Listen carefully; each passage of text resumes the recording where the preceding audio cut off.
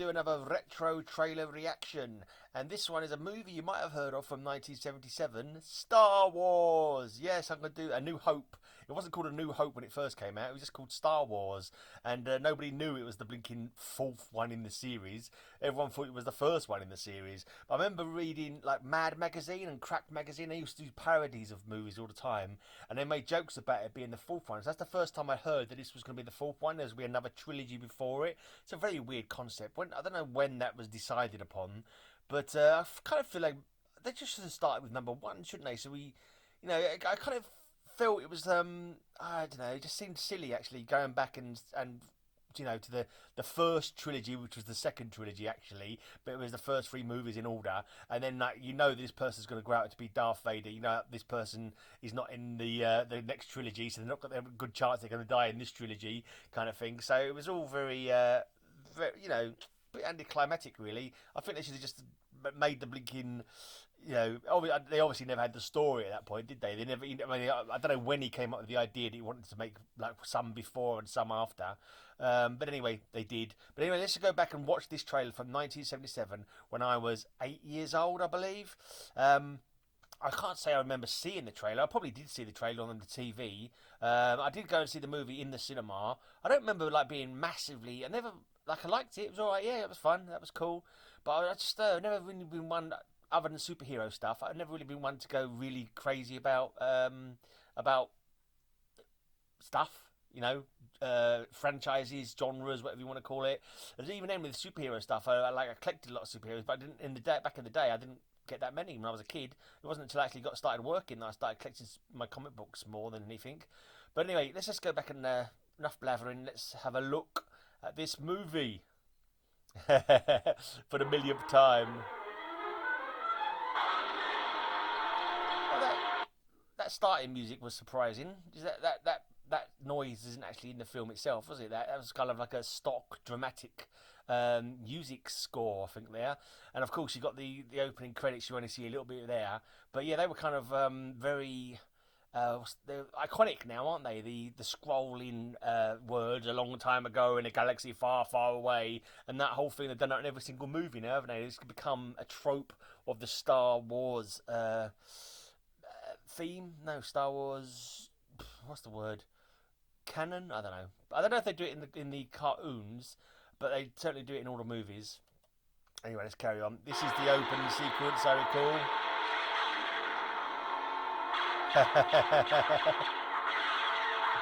It kind of looks cheesy now watching it. Actually, seeing the light beams firing backwards and forwards, it kind of looks a bit dated now.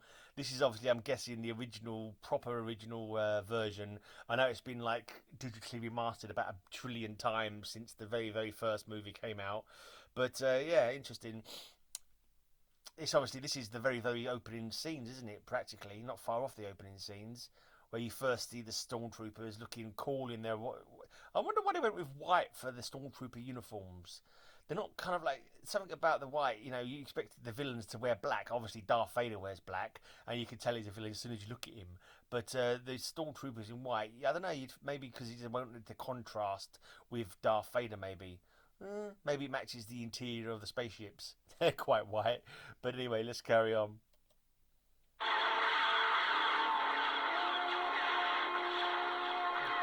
You think with all the laser beams firing around there'd be a lot more people falling on the ground. Seem to be laser beams flying about, but no one falling down, apart from the Rebel Alliance people. For once, stormtroopers were able to hit. Is this scene the only instance where stormtroopers could actually fire on target? Did something happen after that made them no longer able to shoot straight? I'm not too sure. There's Princess Leia, of course.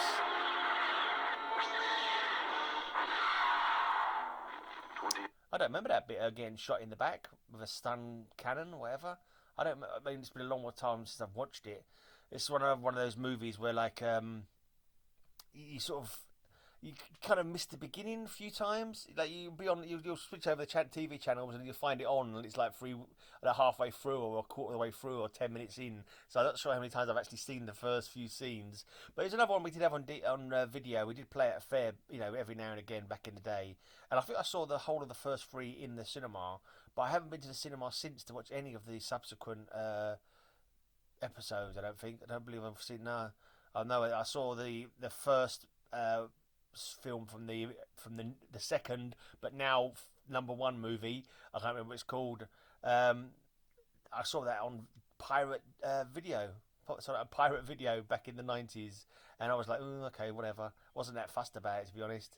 I thought I'm too old for this stuff now, but yeah, not really. But I don't know. It just didn't. I mean, I've said before that I kind of like the Flash Gordon movie more than I like Star Wars. Star Wars is all right, but yeah, I'm not like a gushing Star Wars fan by any means. I appreciate them for what they. People say that it was really. I suppose it must have been very influential, very important sci-fi movie for its genre, and probably influenced a thousand sci-fi movies after it. But I'm sure there was other movies of that ilk around before then. But I'm guessing there would. But I can't. Don't ask me to name any. But obviously, it got its inspiration from earlier stuff itself, didn't it? Wasn't there some sort of story where who's the guy who bloody well puts George Lucas? He wanted to get the rights to Flash Gordon, I think. That's right. I think that's what I remember hearing. He wanted to do Flash Gordon, but he wanted to have the rights to Flash Gordon so he could make Flash Gordon movies. But instead, they went with somebody else to do the Flash Gordon movie, and Star Wars was born. So some people will say that was a good thing because obviously the millions of Star Wars fans in the world.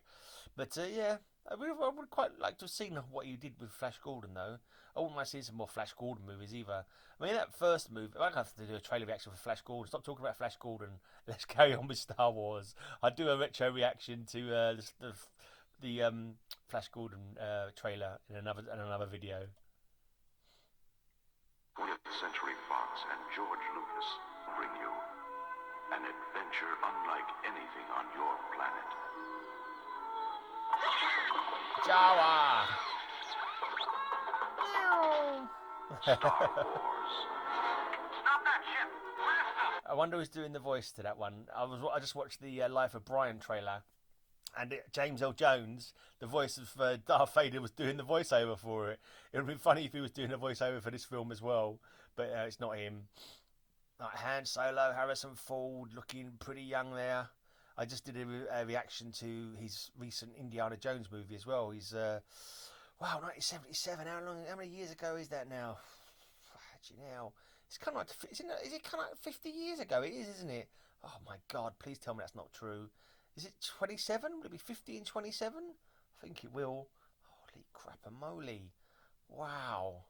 Anyway, enough feeling old. Let's carry on with watching it.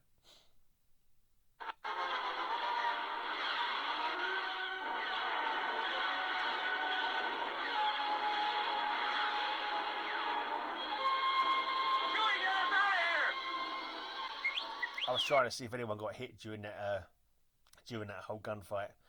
Have we seen Luke Skywalker yet? I can't remember if we've seen Luke Skywalker yet. Did we see him a little bit earlier on? I can't remember now.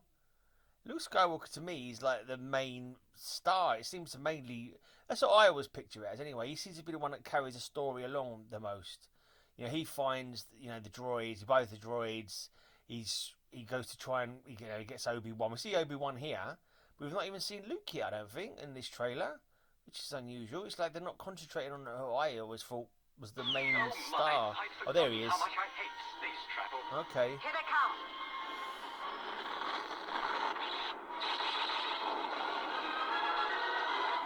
Pretty good effects still. The story of a boy, a girl, and a universe. Oh my God, that is such a corny line. Wow, the story of a boy, a girl, and a universe. It makes it sound like a blinking romance film. Oh dear, that wasn't a great bit of narration, I don't think. But yeah, I think the effects still hold up. The first fight scene I was a little bit dismissive, but I think the space scenes, look really kind of convincing. You can't see the strings. Let's put it that way. And is it Industrial Light and Magic? Is that the company that was formed for Star Wars? I think it was.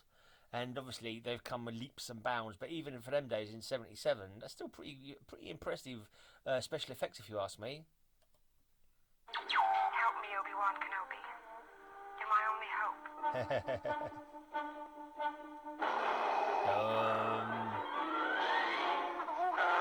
It's It's a big, sprawling space saga of rebellion and romance. Oh dear. Was it really about romance?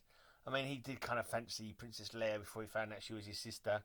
Not in this movie, spoilers. But okay, I wouldn't say romance was really. I was surprised they mentioned romance actually.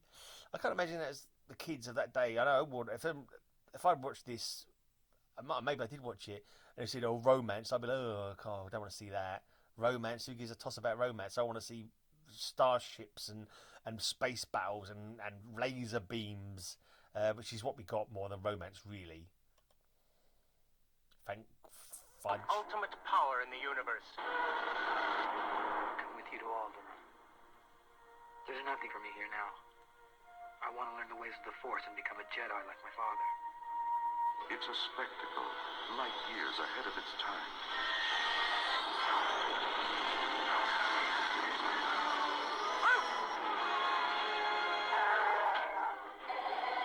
It's an epic of... Wow, those graphics. That was some top-notch graphics for the 70s there. the HUD display on the X-wing or whatever it was, I don't remember the name of the vehicles. Tri-fighter stuff. I don't bloody know. Those are X-wings, and TIE fighters are the enemy ships, aren't they? Oh, yeah, that's right.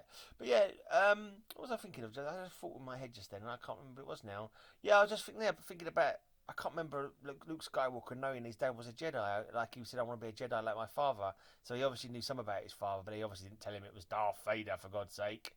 I think they should have done, to be honest. Why lie to him? Why not give him the truth all those years? Did he not press further to find out who his father was? Like, come on, uncle, tell me who my bloody father is. Who was he? What happened to him? What happened to my mum? Oh, my mum was a princess on Naboo, was she? Oh, that's nice to know. And I've got a sister. Oh, wow. How did they not know? How did he not know he had a sister? Did they just drop him off on the planet? Did Obi-Wan just drop him off on the planet? Why didn't he drop off Leia at the same time? I'm going movies ahead now, of course. I'm thinking about when you think the way that everything's been interacted and crossed over, it's a load of nonsense, really. The whole Star Wars saga is a load of nonsense. How, like, it turns out that Darth Vader built the robots that eventually help to, crush his empire, kind of thing, and he doesn't recognise them. It's just there is a lot of, it's like every important event in the galaxy during this war is all tied into like these handful of characters. Never mind. Let's carry on, shall we? I do remember being sad that Obi-Wan got killed. Spoiler.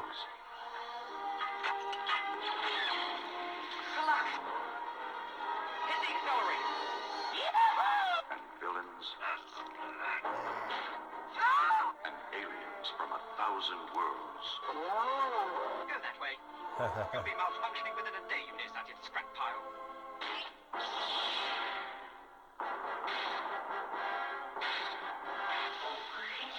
Star Wars. 1 billion years in the making. Force will be with you. Always.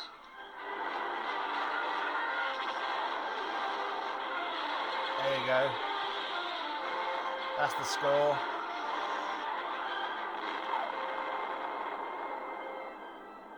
Interesting. Somehow it looks a bit cheesy. It looks simultaneously a bit cheesy, but also pretty good. There's some bits that you think of the special effects of even the titles. When the titles come up, it looked kind of, I don't know. It looked old somehow, which is right because it is old. But I don't know what exactly it is about it that made it seem dated. But it was decent. I think, as a kid, if I'd seen that, I definitely would have gone, yeah, I'm gonna go and watch it. So I imagine I probably did see that trailer as a kid, and I did go and see it. I know that. But I don't know. Star Wars, it's okay. It's a decent franchise, but I think they've kind of they flogged the dead horse now, haven't they? There's so much stuff going on. There's so many people who were really into the Star Wars are now like, no, why are you doing what you're doing to our franchise? Apparently, I read that they was talking about a new Rey movie, and people going, oh, really? Okay, if we have to.